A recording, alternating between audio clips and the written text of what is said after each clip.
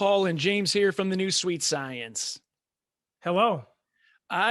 Before we get into UFC 262, I was reminded a couple days ago of a story from when we took my son to a birthday party, and the kids are like, "Oh, let's play hide and go seek."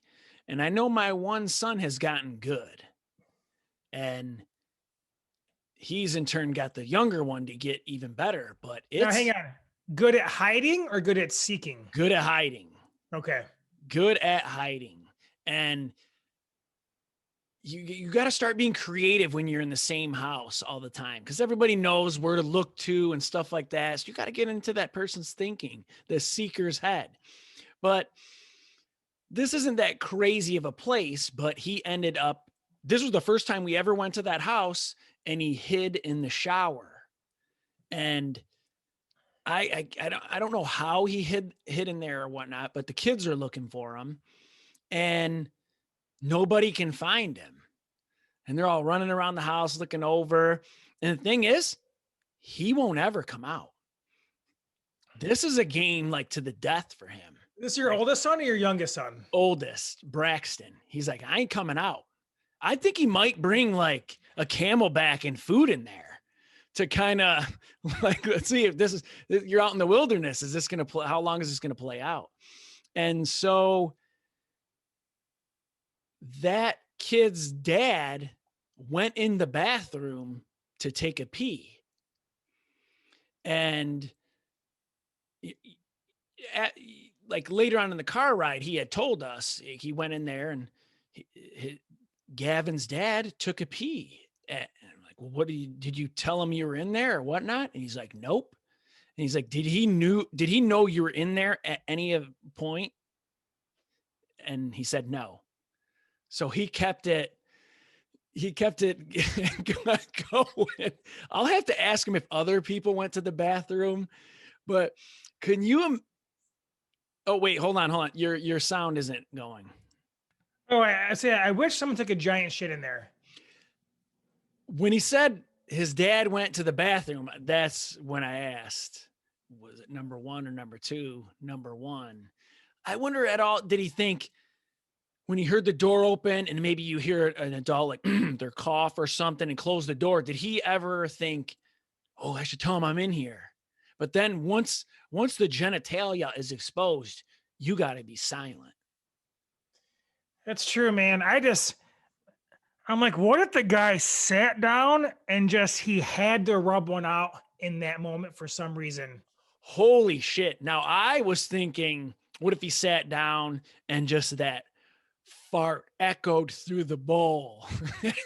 The one that happens in every man's bathroom across the fucking world. Yeah.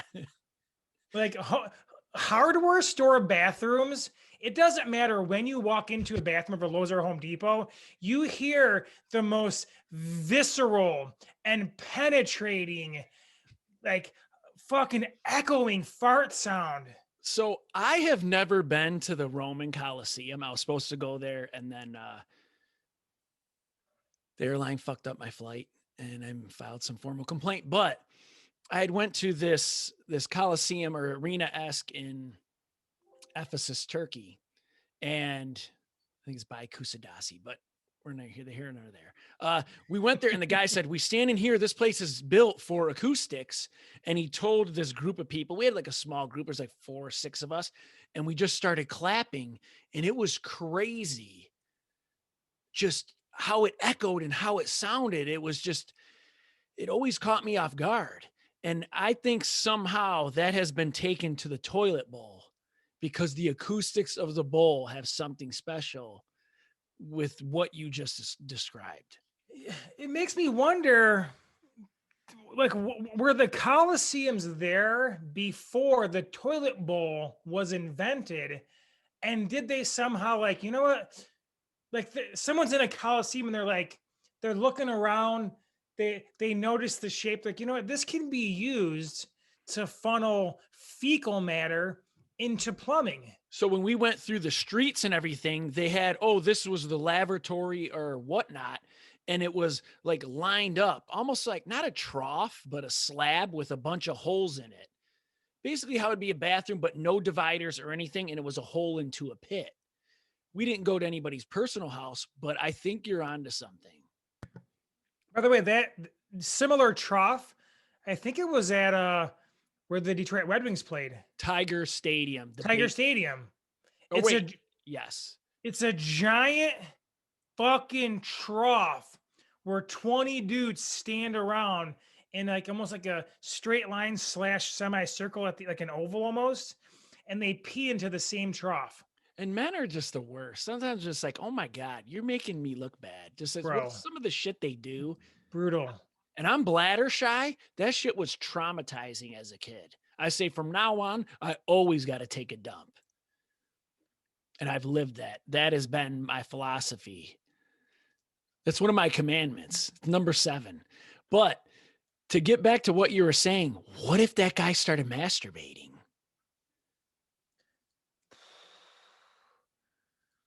That'd be traumatizing, man. That'd be a weird situation. But or I was thinking, like, what if the mom was blowing it out or whatnot? But he didn't get found. And I had always told him some certain techniques, like maybe rehide where somebody already looked so they don't think to go back there. Or if you want to keep that space, make sure you don't come out until they're far away. Yeah. Yeah. So he might use I that gotta give space him again. I'm gonna give him a bonus here because my niece and nephew, they have no grit. You can't find them for 90 seconds or 2 minutes. They're running out of the space, like the game's over. And I'm like, A, the game's not over, but B, you just ruined the space for future use. Yes. Have some resilience and some grit. If there was money involved, though, they would. Anyway. Oh, there.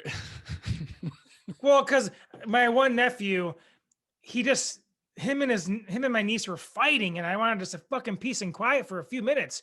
So I offered him $5 if he remember our tables in the living room in Rochester Hills, like they were like those hammered and they were completely covered. So I had him hide under there, and I said I'd give him $3 if he made it for 5 minutes. Well, then he's approaching 5 minutes, and I kept running it out. So he eventually was under there for 30 minutes straight and made like $10. But I just needed some peace and fucking quiet, man, to have an adult conversation. That is a great story. It's not abuse to put someone in a cage. I mean, that's worse than a cage. It's completely covered.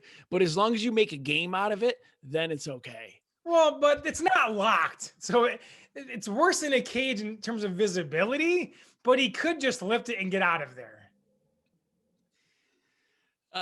I like my story. I like my interpretation. That's great, though. Performance bonus to you.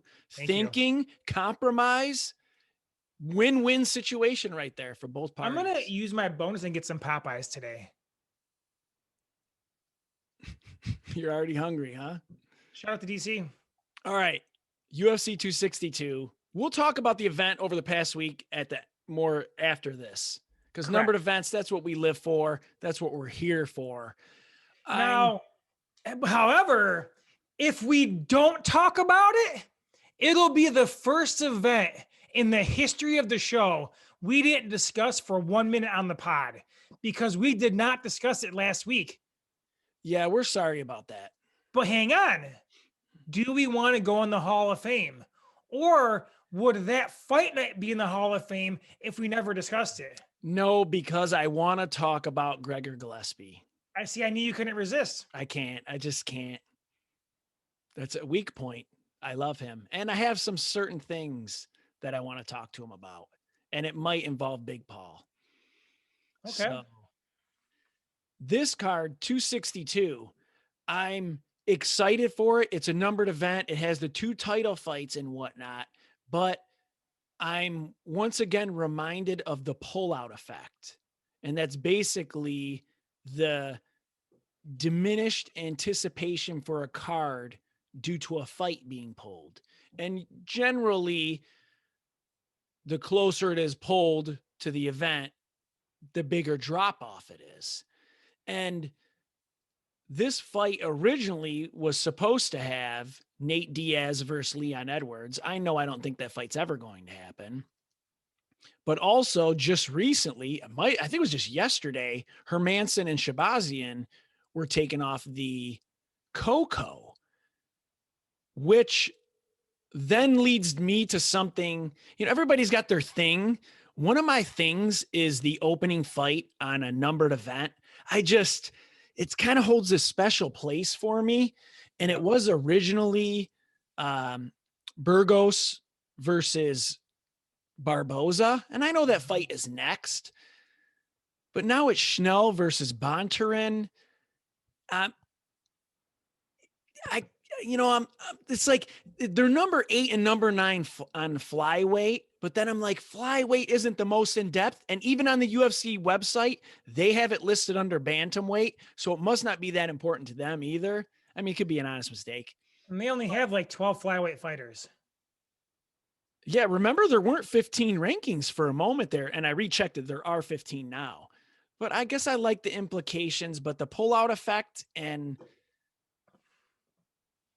Burgos and Barboza being pulled, just moved just slightly. I don't know. Just some things get to you. Yeah, I'm not going to pile on but I agree with every word you just said there. Now, there is an aspect too where you like, maybe we fucked up because an episode 4 weeks ago, I pulled up this event and going through all the fights on there and getting us all amped up for it. Yeah, you had some impromptu excitement segment that you had going for this card. And shame on me. Fool me once, shame on you. Fool me 67 times in the past 2 years. Shame on me. Like, I should have known all of the fights on this card would not happen. So fool me once, shame on you. Fool me twice, no Popeyes for me. Hang on. Hang on. I'm sorry. I was, Some punishments are too harsh. Talking about worse than a cage. What's that punishment? The punishment, water torture? The punishment must fit the crime. You're right. You don't need the death penalty just for that. Speaking of death penalties, South Carolina, I heard, brought back death by shooting squad. Did they? That's what someone told me. How would you want to be killed? In my sleep. So lethal injection kind of? Yeah. Okay. I want electric chair. Let's fucking pizzazz this thing up. And if somehow fireworks can shoot out of the electric chair. Yeah, I'm always all extra. Next thing, it's not going to work. My head's going to catch on fire. It's going to be terrible. I'm saying, do you want to survive? Do you want to survive it? No. And have to get hit again a second time? You're crushed. No. It does have some depth. I mean, you have Lando. He's my favorite 3-5-2 fighter versus Mike Van Grundy. I don't know. Lando will be exciting. Someone, and Andrea Lee had some promise there versus Antonina. It's Priscilla. Didn't she fight for a title before? Wow. In her first fight versus Angelina? She was Shevchenko's stepping stone. Was that a title eliminator? I just know, like, Shevchenko landed like 6,000 punches and she landed 1. It was the video where they come in the tiger pen and then they drop the goat out of the back. And they just backed the truck up. They released her out of it, cattle prodded her ass out of there, and then just got eaten up. It was like 120 something to 2 strikes. When you say that, I think about Jurassic Park. Because they do something similar to the Raptors. That's actually T-Rex. Better comparison. We'll edit your part out. No, we won't. Can I, quick correction here? It looks like South Carolina is moving closer to bringing back Death by Firing Squad, but it's not officially back yet. What about Death by Cannon? Cannonball. That's how Frank wants to go, doesn't it? Frank loves cannons. He got a concussion once from a girl on top of him. With a couple of howitzers. He described one of his exes to the holy war going on right now between Hamas and Israel. He compared his relationship and said it was the relationship equivalent of Hamas versus Israel and the holy war. Okay, I like this. And that his survival from all those concussions, he has an Iron Dome. That makes sense. I was going to go so many places with this. All right, where am I? Where are we at? Okay. You're doing a rundown of the prelims. Yeah, for some stupid reason. Thanks for stopping me and somehow incorporating cousin. Oh, I was gonna say this. Anytime that cousin Frank he acts up or just kind of goes crazy or goes off on a tangent, I just blame it on that the concussions he's endured. He's like the Wes Welker of our friends.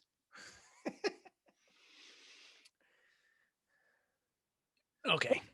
Performance. What's cousin Frank's equivalent to the drop that Welker had in the Super Bowl versus the Giants, the second Giants Super Bowl?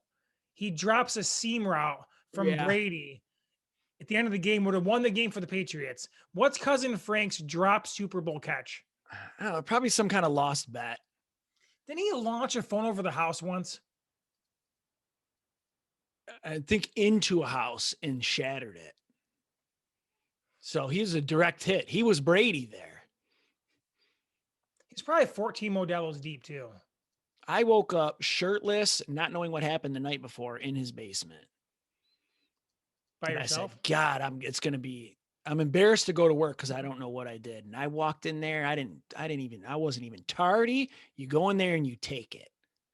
It's the worst when you wake up somewhere else in a dark room by yourself with a fucking raging hangover. I was brought into my work hammered into the trauma room to have my shoulder put back into my socket. And I went into work the next fucking day. Like nothing happened. With a bow tie on probably too. Yeah. They're like, he's a fucking train wreck. Acting like it never happened. Like, what are you talking about? My new thing is go fuck yourself. But it's like I try to do it in an Italian accent once in a while. It's because I heard a few comedians say it, and now I'm just trying to incorporate it into everything. And then I try to set up my girlfriend to make it think, oh, you know what I said to him? And she'll be like, what? And I'll be like, go fuck yourself. And I always just try to set her up now that she can't guess when I'm going to say it. All right. I like this, man. It's like my hide and seek. I'm looking forward to a future top 5 of the top 5 responses to you saying go fuck yourself. My top 5, go fuck yourself. Performance bonus ESPN and the UFC, because I didn't realize this before, but being able to watch previous fights for the fighters who are on the event, and it's under the heading, get ready for UFC 262. Yeah. Just makes it that much easier. Is that a free service or is that ESPN Plus only? Oh, I think it was ESPN Plus. Okay. I do have that. I never know. Chandler versus Oliveira, lightweight title. Sweet stat. The last time Charles Oliveira lost was the time we went to a UFC event. And that was UFC 218 versus Paul Felder. Now, James just walked away, so he might not even hear this. Yeah, we were there. I just didn't put it together that UFC 218 was the last time he lost. He still put on a hell of a performance. I thought he was going to choke Felder out. Yeah, and then did Felder... He got out of it. I forgot how he won, but he had the bows. That was during Felder's elbow streak. He had like 3 fights end by elbow in that year. That's where Felder peaked, man. So I like this because I am undecided of who I want for this event or who I think is going to win. So I have some kind of different notes down, and I sometimes you just need to say it out loud and I'll get your take and kind of mix it all together. Because if you remember, you talked me into picking Ngannou. I was undecided. You were giving your reasons why Stipe was going to win, and I'm like, all right, I'm going Ngannou. Thank you. Yeah, I should have went. It's that first response, whatever. You're welcome. Performance bonus me. That's because you put me on blast for picking Stipe, remember, when the show started? Yeah, no, that's how you interpreted it. I was like, oh, I just want to see fun, how we thought about it before. You're like, no, you put it on there specifically because I lost. And now you're putting it in the intro. Right. No, I want Oliveira. to hear your nuanced discussion and reasons for who you may or may not pick. Then I'm going to give you who I'm going to pick based on the shittiest reason ever. I like it. I like this. But I know who I'm picking, and I decided this like 2 days ago. I wonder if I should wait. Okay, let's hear it.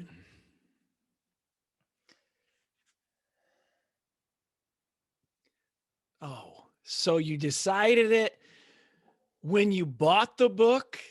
So it's 14 days. So I see an ad on Facebook, and I know internet marketing. So I'm like, oh, like a common offer in marketing internet is like free plus shipping. And what they do is they'll give you something for free. You just pay for shipping to receive it. And it's always a little more than shipping actually costs, doesn't matter. But the whole goal is what they want to do is they're trying to identify people who are willing to pull out their credit card. Then once you pay for shipping, there's a bunch of different offers afterward to, hopefully get you to buy additional stuff. That's how they make money.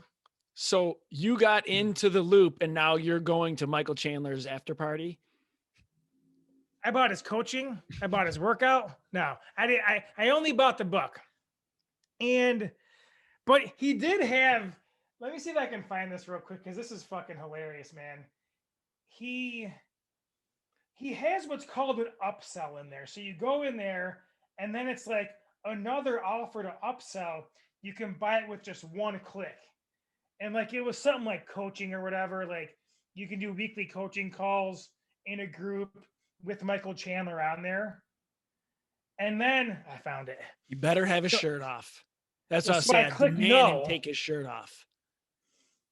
I click no. Probably costs extra. And there's another offer where he's like flexing and fist, whatever. And this new offer is it's a workout and eating plan to help you get into shape. Okay. So you have option is yes. Then option 2 is no. It says, no, thanks. I'm already as shredded as Michael Chandler. I love when they try to shame you into not pressing no. 100%, man. And it works though.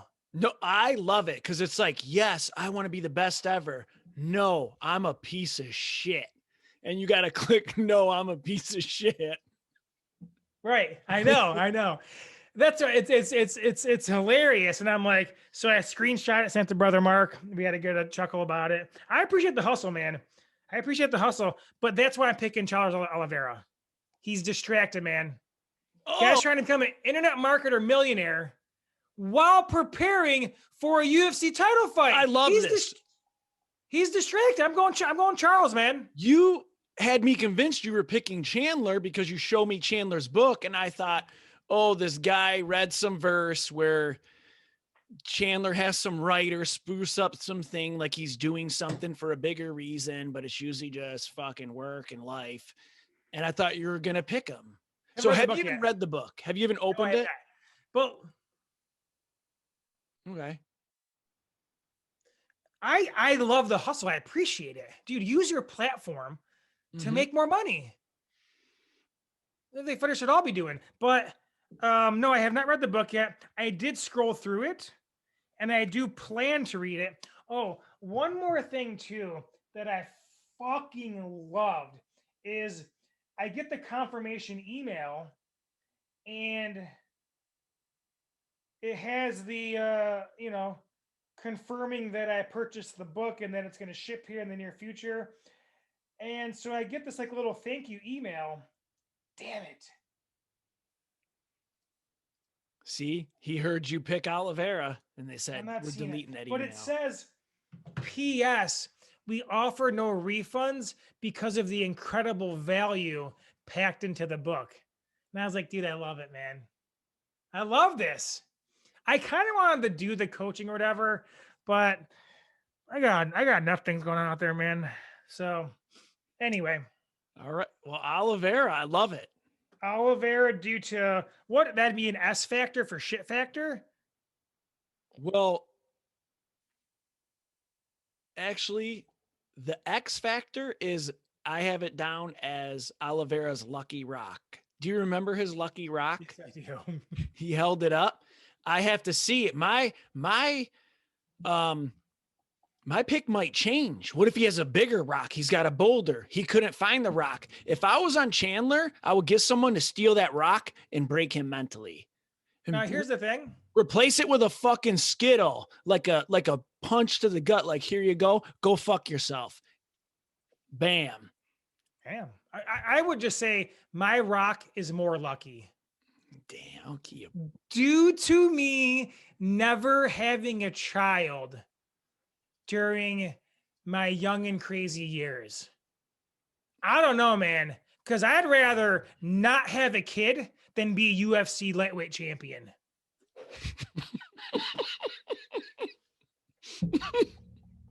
Hey, everyone has their comparisons. I like it.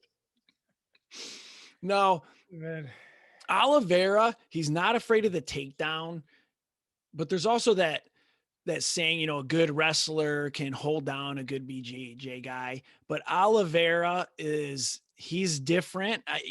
I'm not saying he's Demi and Maya, but he's definitely someone you have to ask yourself, do I want to go to the ground? Do I want to engage in these grappling exchanges with this human being? Like, this has to be a serious question you ask yourself, because it could just crumble just so quickly, so rapidly. Even if you think you're good, there's sometimes just some guys are good at doing something and it's a little bit unorthodox and it can catch you. And Oliveira, he moves forward so much that you have to like either evade him, punch him and knock him back, or take him down. And evading sometimes can really get exhausting. And I was thinking Oliveira is really difficult to finish, but here was the quote from Hooker versus Chandler that I had before the fight. Quote, Hooker is difficult to finish, especially early. Mm-hmm. And then Chandler goes in and finishes him. So that always has me hesitant. And Chandler has he has that Johnny Hendricks power thing. That's just what it reminds me of. And it's just that ability to cover great distance with their feet. I think Khabib is underrated in that aspect, but he's not in that outside range where even with kicks, Hooker was able to just get to his calf a little bit, but you would think he'd be a little more susceptible to head kicks, but he's outside of that range and then just covers such a great range. And he also does this thing where he complements his head low, where you got to worry about a takedown, but he also throws good overhands. So and Oliveira stands tall, which he could get hit by it, or that gives him an opportunity for maybe a knee or a front kick, but I'm thinking possibly a knee. I watched Oliveira. I even watched him versus Tony, and I'm like, he got hit kind of cleanly. He doesn't move his head totally well, but he puts you through the fire before you beat him. So I'm just kind of torn. Is that I don't know if Chandler doesn't get that big finish. I think Oliveira gets to him and can that lightning strike twice? It's not even lightning. Lightning is just, can it happen again on a guy who's difficult to finish? Yeah, to your point, Oliveira will get beat up in his wins a little bit. Yeah. Does he have more ways to win, Oliveira? Can can he win a decision? So Chandler will wrestle, but I feel like he doesn't wrestle as much and he's striking a lot more. And that always has me traumatized, the Justin Gaethje thing, where he's like good at wrestling and then it's just like, what's going on here? Yeah, Oliveira, he's just got to be able to. I think he's going to get hit cleanly. Yeah, It's yeah, just, I will agree, it man. hold up? And I like Chandler's style of he decides when to exchange and he keeps it simple and he just executes it over and over again. But I think if it starts getting into deeper waters, Chandler does have that what I call the Eddie Alvarez factor, where he can fight in an absurdly exhaustive state, Mhm. and it's almost like that wrestling grit. But man, when it starts dabbling on that ground, Oliveira is so fucking dangerous that if he gets on top of you and it's the second or third round, you are in extreme danger. Will Chandler try to get takedowns, or will he keep the fight standing? I think Oliveira pressures so much that it has to happen unless he gets knocked out early because he comes forward at all cost. He's crazy. He looks like he's getting a little stronger, though, maybe filling into that 155-pound body. You know, he always had that dabbling before. It's 145, 155, and all Yeah. that different shit. But he's young. He seems to be peaking. All right, if this, tell me what you think of this, because I asked my dad about this. So this is Big Paul, and he says, I don't know too much about Chandler. Is this going to be the curly-haired guy again? Hang on. The curly-haired guy again. Ben Askren. Yes, my dad. So just so you know, it's really he plays dumb a lot, and he constantly calls stuff the wrong name and will never admit that he does it. And like, I don't know why he still calls COVID Covis. I don't know. I'm COVID? just like, why are you doing that? He's like, what? Whatever. You know what I'm talking about. I'm like, you got to be specifically doing that on purpose. He knows who Ben Askren is, but is there something to what he says? And he means that Askren came in there, got that huge dramatic win, had these promises, and then fell. Yeah, and like that's what occurs with a lot of guys who come over is it's easier to pick off. It's like going up in weight. You stay around long enough, you start fighting the murderers of that division. It's tough to come back repeatedly and have fantastic performances with a victory. So with the Hooker fight, though, we saw so little of him. Like the fight didn't last very long. There wasn't many exchanges. I The, remember I went on for a while how he set up that right hand, that the overhand thing right. is, if it would have went longer, even if Chandler showed more things, I would probably pick Oliveira. But Chandler showed me he's got that. I know he had it in Bellator and stuff like that, but he came out there and put out Hooker. Yeah. It's like, damn, he's got it.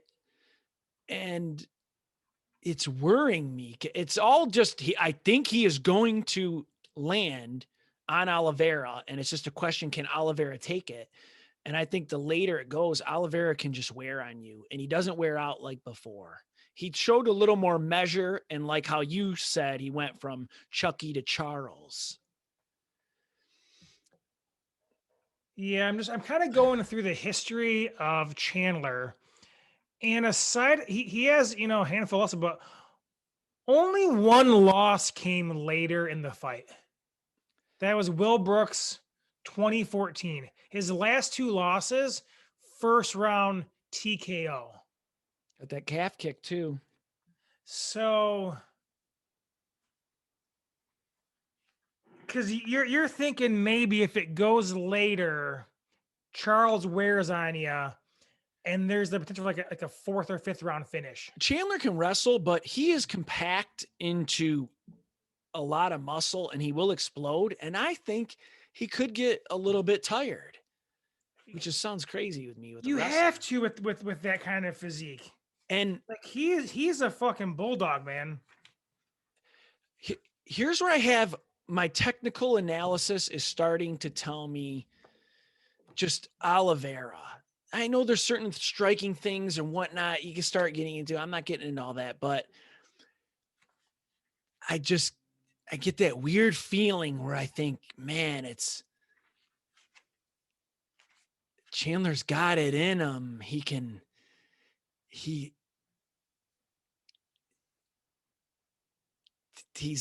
I don't know what it is. I don't know.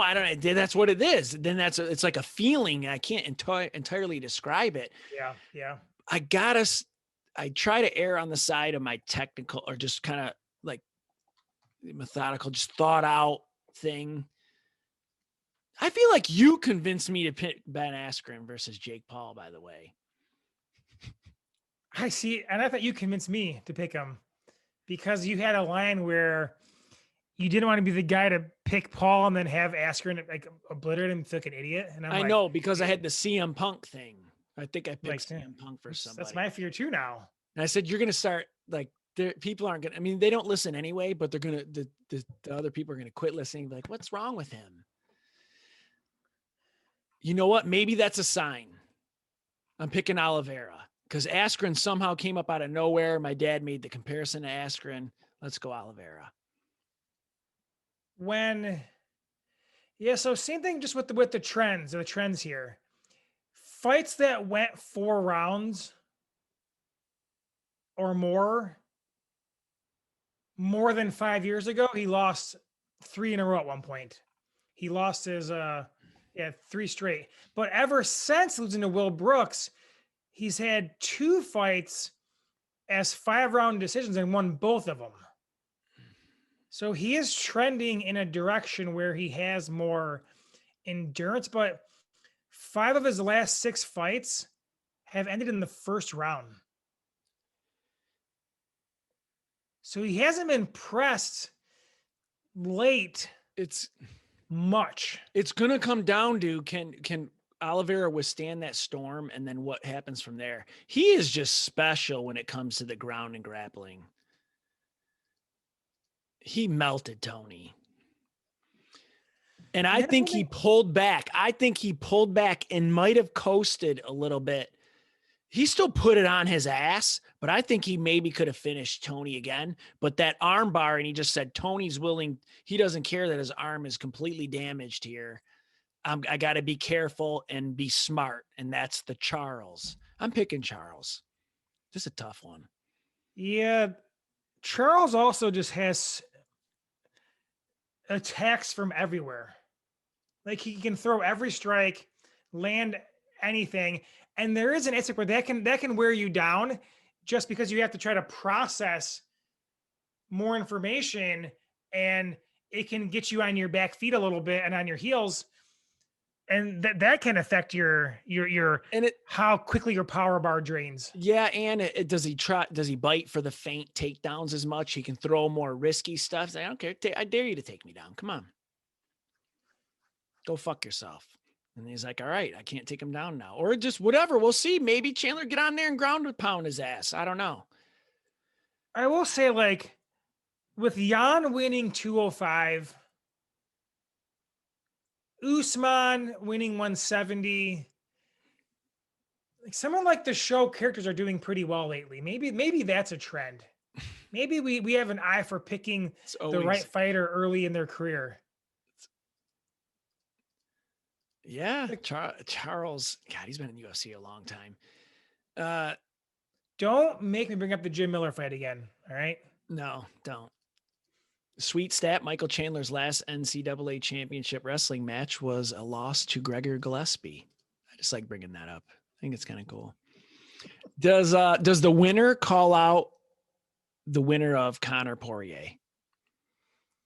If it's Michael Chandler winning, he'll have some kind of WWE thing that he's practiced beforehand. Okay. Because he had one in his last fight. He's one. Or he might take it a different angle because this is the title, the championship, and maybe he is a little more. I like Michael Chandler. That's possible. Me too. I'm not saying I don't like him. Oliveira, does he call out anybody? You can't. The translator can't even understand him. He's like, he's holding something in his hand, some kind of rock. I don't know what he said. And he talks very fast, so we don't know. I'd like to see Oliveira, man, get the win and fight some of these other top 5 guys he hasn't fought before. Conor probably won't fight him. Gaethje's up there. Poirier. No, Conor's going to fight Usman if he beats Poirier. All right, let's go to Ferguson, Dariush. I say there's no way. I mean, minimal chance it isn't crazy or something. I think it's less possibility of being like Ngannou, Derek Lewis is a lot of power and they explode. These guys are kind of just, they don't care. And Tony's never had a fight that wasn't entertaining. There could be some pressure on him starting to have losses later on.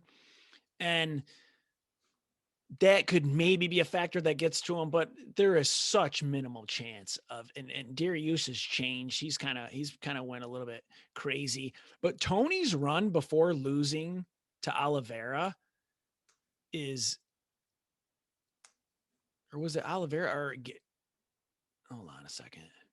While you're looking it up, he has 8 out of his last 10 fights as a bonus. And Dariush gets hit in all of his fights too, man. Dariush is in trouble almost every fight. Yeah, before losing to Oliveira, bonused in 8 of his 9 fights, 9 bonuses in 9 fights, 2 in 1 fight, 3 straight fight of the nights, 6 of 7 fight of the nights, 5 failed fights versus Khabib. That is an epic run right there. That's a Hall of Fame. That's, if whatever happens to him, that's probably going to be like my number one moment, even though it's like this collective moment, but that's how I'll remember him. And Dariush, bonus 4 out of 5. Yeah, that's good. Who are you picking? Do you have one of their books? Dariush, man, it must just be a fortunate year for me. But like I said, he's going to go on a run, Dariush, and make a run to the top 5-ish. He has. Neil Magny, I said he would as well. He's won like 4 or 5 in a row. Yeah, and then I picked him. You picked Chiesa. I'll admit it. Damn it. That's true. I'm going Dariush, man. I'm going solely on just the fall off effect. 100%. The last Tony's fight versus Gaethje, I started saying I think we're going to start seeing the downfall of Tony, and it's kind of the matter of rate at which it occurs. I think he has a decent chance versus Dariush. This is a tough fight. Dariush is kind of wild. He's on a 6-fight win streak. He's beating good guys, but it's always like with Dariush, can he reach that next level? He had the loss to Chiesa, loss to Barboza. He seems to be a little looser and carefree, and that might help him, or it could lead him into trouble. But yes, it comes down to the rate of Tony's decline versus what level can Dariush reach. Tony, to me, is looking a little older. All that running and doing all that shit all the time starts wearing on you. And eventually Father Time is undefeated. I still think he has a good chance of winning. Who knows? Maybe put some different stuff together, but it's a lot of miles on that car. Yeah, that's the thing, man. The miles, And just I'm thinking through Tony's. I think it's gonna be a good fight, man. I foresee it being Oliveira he one-sided Tony a little bit, and so did Gaethje. It's not going to be to that degree. Dariush wins if he wins. I think it's going to be a much closer fight. Go ahead. Hopefully the fight is good because the show sucks since we both picked the same guys for the two fights. Correct. What about the third fight we're going to talk about? Burgos versus Barboza. I mean, this has fight of the night written all over it, but you have these other these other fights where you're like, oh, it's like higher profile up on the card. You also have Lando Gini on the undercard, which, you know, he's kind of like a bonus machine. If Tony loses, maybe they're like, we're going to cut him. Let's get him fight of the night. Kind of like Diego. They paid Diego his show and his win money. Now they're paying for him to do some kind of like brain trauma testing. Yeah, they showed him, they gave him his show money, his win money, and said, go fuck yourself. So, Barboza's coming off that first featherweight win versus Mirkani. Burgos, he's coming off the fight of the night, unanimous decision loss to Josh Emmett. No shame in that game. Great fight. I don't know if I have a pick here either. Let's hear your take, and then maybe I'll steal it. So when you mentioned that we made the same pick on the first fight, I was going to say, well, I won't do a pick on the next fight. Then we can't make the same pick. And then you just said, I don't have a pick on this fight. Checkmate. Damn you. I'm going Burgos. And there's the Edson Barboza. He has a bit of a fall off effect going on. He's been in a lot of fights, man. Top guys. Burgos as well. The pressure, the pace. You know, if Barboza's going to win, it's going to be very similar to me. I think it would have been his Dariush fight, where he's losing the fight, but he gets an epic finish, you know, in the later round. But I like Burgos due to the output here. Well, I'm picking Barboza. And I start to think of, he has that fall off. It's too, you know, kind of absurd competition. Murderous row, man. Khabib, Kevin Lee, Justin Gaethje, Paul Felder. Then he had that move to featherweight. I was like, shit, I thought the guy would move the welterweight, and he moves the featherweight.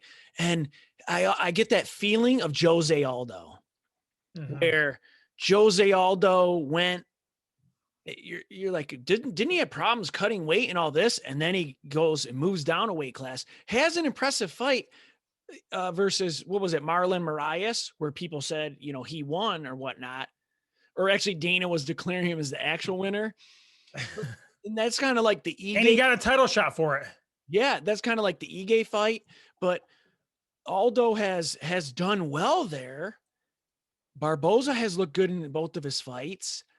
And I start to think of Barboza is almost like a great keeper level or possible title contender. Like you're kind of waiting for him, but sometimes that pressuring him can kind of get him off. Where I just think Barboza is just this little bit step ahead of Burgos, and Aldo's somewhat bantamweight success has given me some hope in Barboza. Did that make sense? Yeah. Just, yeah, it does. Barboza's age, though. You just, very few dudes at 35 are out there kicking ass at featherweight. Maybe none ever.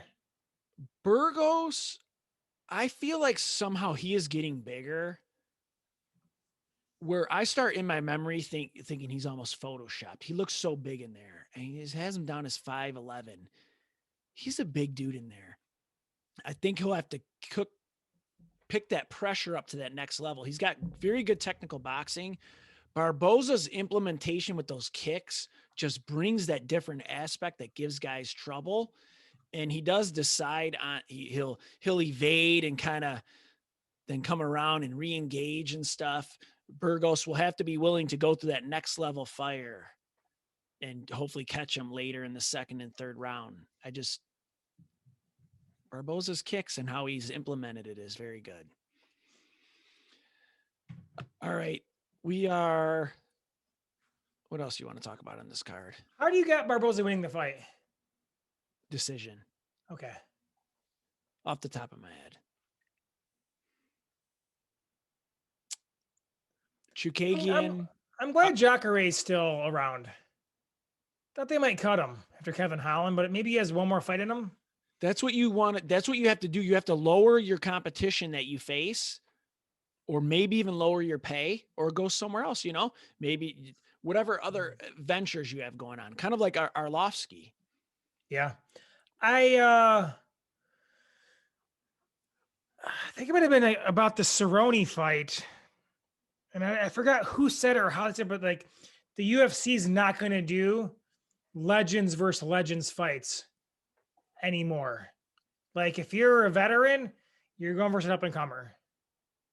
And I get maybe Diego Cerrone is going to be the last one, the last like legend versus legend fight. And that's good. You step it down, but if you keep going up against title contenders, eventually you're just going to be put in a damn grave. Chukagian, Araujo, that has some implications, at flyweight, especially we'll see how Araujo does. And that's it. Boom. Correct. All right, let's talk about last week's event. UFC on ESPN 24, Rodriguez versus Waterson. Once I thought about this fight, I told my girlfriend, like, Rodriguez is going to win. And the last fight we're watching, Rodriguez versus Hebus, that's when my girlfriend said about Rodriguez, oh, she has a boy body. That makes me pick her. Boy body, bam. But she's going to be difficult to beat. She's rangy. She's got this nice hand speed. She's composed, experience. It almost reminds me, she just throws hooks, then gets close to you and throws knees. Kind of like Vanderlei Silva. She's kind of got that rounded, where that chin starts getting tucked.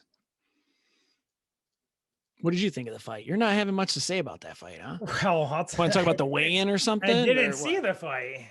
Damn, you couldn't even watch the fight. Here's what happened. I log into ESPN Plus, and I'm scrolling through to watch the main card, and then they show me the Rodriguez-Waterson fight as an option first, and I see that the video is 36 minutes long. And I'm like, I'm out. Can't do it. But yeah, great job, Rodriguez. Great job. Definitely. All right. Did you watch the Cerrone fight? I did. As soon as that fight started, I'm like, Cerrone's done. He's cooked. He didn't even want 170. He wants 155, and it was kind of agreed upon weight there. For one last thing, Marina Rodriguez is at that level now where it's like Mackenzie during Joanna, and we're going to see how this all plays out. So that's good to have another person up there. Oh, yeah. She's up there. Waterson has the skills, but you're like, I don't know. She's kind of peaked. She's this, she's that. But Marina, we're like, all right, let's see what happens. Yeah, I thought Hebus was going to get her. She had lost one, had a draw in previous two fights, then comes in and beats Hebus, which was unexpected for me. And she's like on like a quasi meteoric rise after being kind of forgotten for a minute there. Look at her resume. Her first fight is Ronda Marcos, then Aguilar, Tisha, Calvillo, Esparza, Hebus, Waterson. She's fighting tough people. That's some experience. Yeah, tough as fuck. And she's kind of sticking around, developing on this kind of even keel or even rise, whatever rate. Can't even think of the damn word, but that is some I'm damn glad good she won. experience. I agree with that. I was thankful for that. When I saw it was, I'm like, fuck it, I can't do it. I didn't know who won the fight, but then I, read up on it and, read some of the commentary about the fight, and it seemed like she won, somewhat decisively. So it looks like Cerrone is going to get another 155 I pound saw that fight. too. He's got to go in there and fight a guy in his UFC debut. So not Clay Guida. Or he's in the JFL now. That was an option. Thing is, man, to see Cerrone was a guy on the cusp of title shots. He fought for the title at least once versus RDA. Is there a second one in there too? Maybe. I don't know. Maybe he had one in. What the hell was that org call where it was 170 through 125? Condit. Wait, what? What was that org called? It was only lightweight. It was like lighter people. Condit was the champion. Faber was a champion. Aldo org. I couldn't tell what word. WEC. WEC. Yeah. He didn't get a belt there, did he? Or fight for the title ever? He had some epic fights versus Benson Henderson. Yes, he did. Fought for the title versus Benson, I'm pretty sure. Yeah. So it is what it is, man. But like, to see people who are more of a what does Usman always call Diaz and Masvidal? Journeyman. Thank you. My brain is not functioning at this moment. What does Brother Mark call Diaz and Masvidal? You could also say, what is the accurate description of their career? So what do you call? I mean, I agree with the journeyman take 100%. I give up on even trying to know what the fuck a journeyman is anymore. So I just defer to someone else. Don't even ask me. Journeyman will never come out of my. I only have great keeper now. All right, I like great keeper. To me, it's just you're good but not great. Maybe journeyman and great keeper are kind of similar, actually. Anyway, what was I saying here? Oh, so to see like a journeyman beat up Cerrone at the end of his career, I guess it is what it is. Like, what are you going to do? Or to even like, it's either that or some hungry guy who's like no one knows about. Well, those are two options. When the talk before the fight was how he's saying, I don't move my head in there, I couldn't stop watching how he doesn't move his head in there. Like, I'm like, no one's ever been more upright for a longer period of time in a fight in my entire viewing time watching MMA. It was unreal, man. Like the big right by Morono that dazed Cerrone, like no one would say it was this beautifully technically sound overhand right. Like I watched the replay on slow-mo so many fucking times yesterday, but it's like, his head's going to be there. So you spent all that time. You could have been watching Rodriguez and Waterson. You just replayed Cerrone versus Morono that amount of time. You watched that fight for 35 minutes straight, just replaying Cerrone getting knocked out. Do you hate Cerrone and just love watching him getting knocked out? So Kristen had this thing she said, and she's so fucking up. She's like, what's funny is like, will the Weidman breaking his leg thing, we'll all like gasp and we can't watch it more than one or two times. But then Dominic Reyes gets blitzed with the spinning back elbow and I'll watch it 35 times in a row. Like it's the same thing, except it's one guy's brain. But I'll watch that one repeatedly because you're kind of desensitized to see because you see it so often. Yeah. You're like, oh, that's terrible. But the guy who gets hit in the head is now an alcoholic and beats the hell out of his family. You're like, nailed it. So, man, remember back in the day, this was WEC days. I hated flyweight, bantamweight, primarily because in my mind, every fight came down to a decision. I knew it was going to be a decision, and I always struggled to watch a fight that I quote unquote know will be a decision. So when I saw the video was 36 minutes long, I'm like, oh, it's a 5-round decision. Like it loses an element of like the unknown I get what you're in the saying. fight. So it wasn't even that it was them two or anything else. They're just like, man, I know it's a decision, and I'm not on the edge of my seat. Is there potential finish here? Or if someone's down 2-0, can they come back? It's over. So I couldn't pull the trigger, man. Remember selective hardcore? The inverse of that is selective casual. There's a lot of people who did what you did, I think. Listen, I'll go casual whenever the fuck I want to go casual. And I went casual over this weekend. That's all right. I watched your boy fight, though. Sir Gregor Clegane Gillespie? Yeah, yes, I did. Did you watch Diego miss weight by 4.5 pounds? Huh? Diego Fajeda? Oh, Fajeda. I went to Sanchez. I'm like, what? No. And I didn't know that until after the fight was over. So, I mean, Gregor got 30% of Diego's purse, plus that fight won fight of the night. So he also got Diego's 50,000. That's Man, awesome. he bankrolled this fight. He banked this fight, not bankrolled it. Well, but if you thought there was a long delay between Gillespie's last fight and this fight, with this extra money, he ain't fighting for 2-3 years. So before we get to that, Cousin Frank said something about Gregor's stand up or whatnot. I forget what the comment was, but that is what stood out in my mind too. And that's, I don't like how Gillespie was getting hit.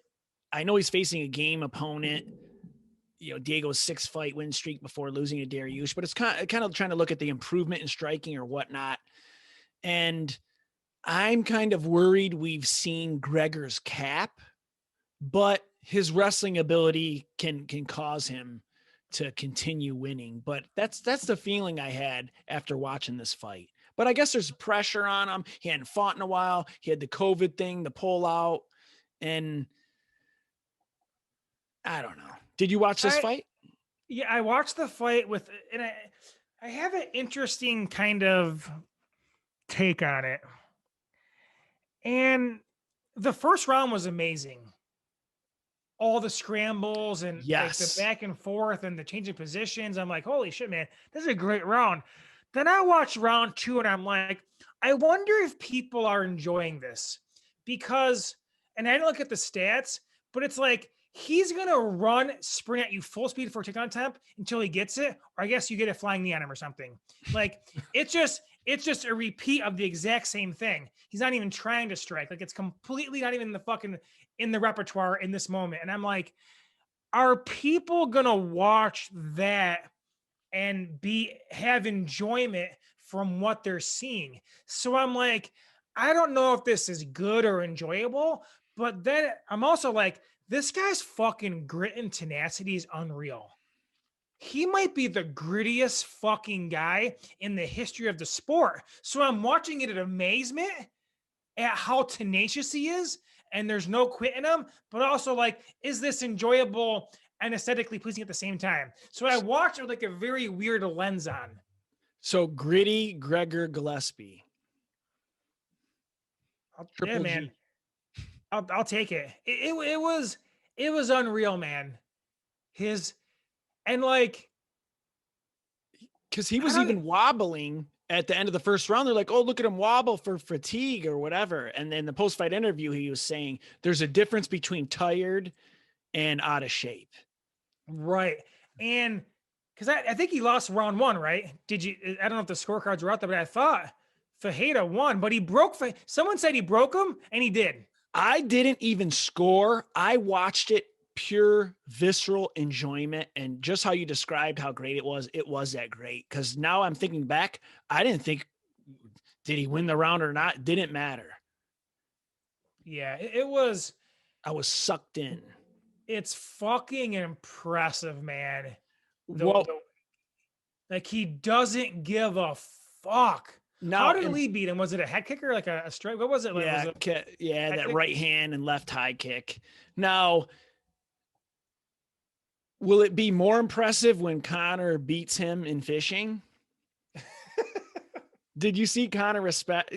Kind of Gregor Gillespie's thing is I'm the best fisherman in MMA. Yeah, a bunch of guys did. He responded, and I forget who else did, but there was a few of them that responded saying they're the best fishermen in the Yeah. sport. What about Connor? So best fisherman is just who Connor thinks best fisherman is whoever has the biggest boat. But so then in the photo I saw, Gregor had the biggest fish. Yeah. So I mean, is it your boat that makes you better, or the fish? That I is don't funny. know. He's in this giant yacht and he's got a fucking goldfish on this pole. I'm the worst fisherman, so I can't even help you here. The driver, the captain of a Royal Caribbean cruise ship is like, no, I'm the best fisherman. Like, Yeah, the guy with the giant fucking net and catches 1,000 fish in with one net. They're probably better than you if you're catching one at a time. no, I farm fish. I just raise the fish and they're all mine already. So I'm the best fisherman. No. So I asked my dad, I said, Connor, and I told him about Gregor and everything. And I keep telling my dad he needs to watch this guy more. And he's like, oh, you're the fisherman guy. And he's just like, yes.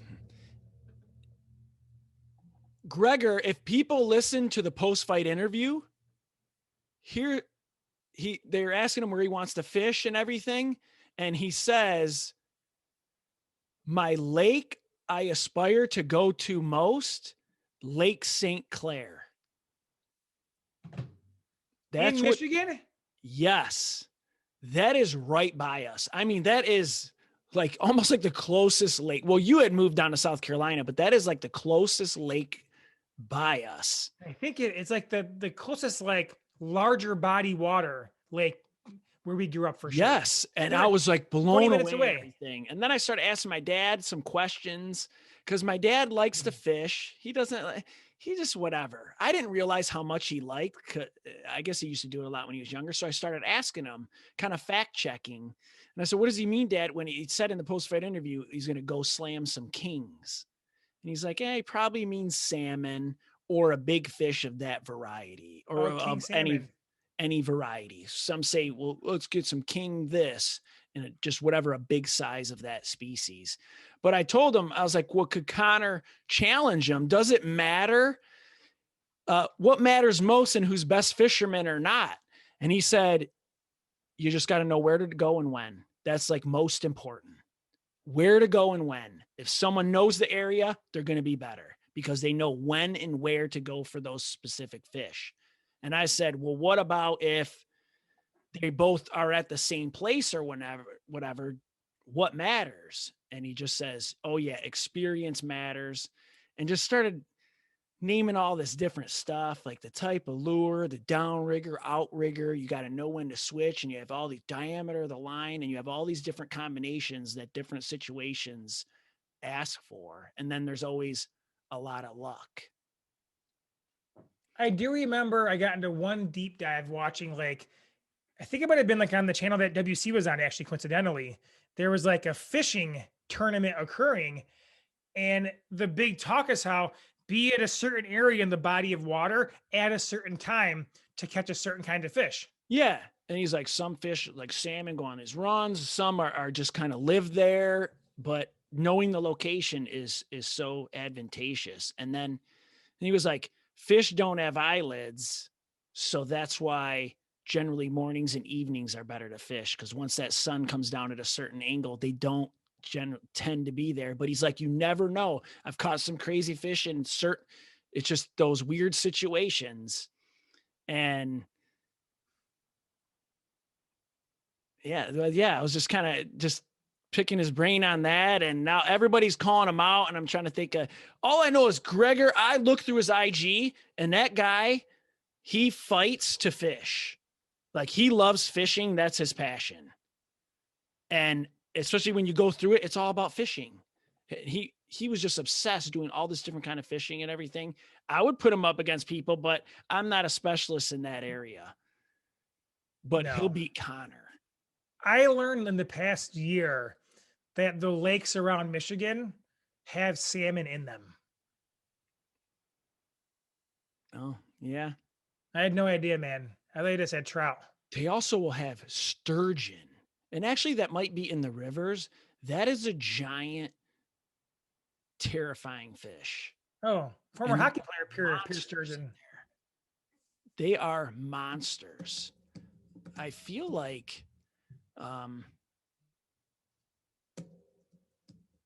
whatever. I was gonna go on to some deep whatever else, but I think we can end it there.